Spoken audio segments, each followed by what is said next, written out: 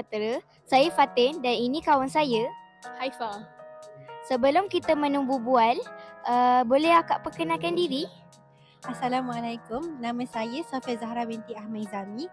Saya merupakan pelajar tingkatan 2 dari Kolej Tunku Kursyah.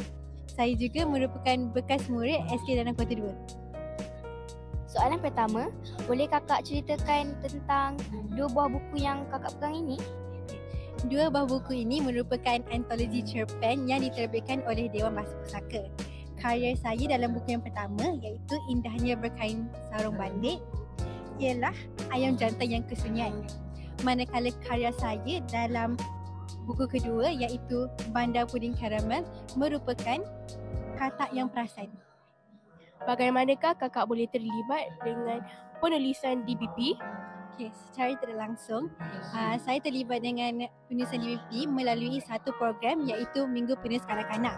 Saya telah menyertai program itu selama 3 tahun iaitu pada tahun 2020, 2023 dan 2024. Melalui program tersebut, kami diajar dan dibimbing untuk menukil sebuah cerpen.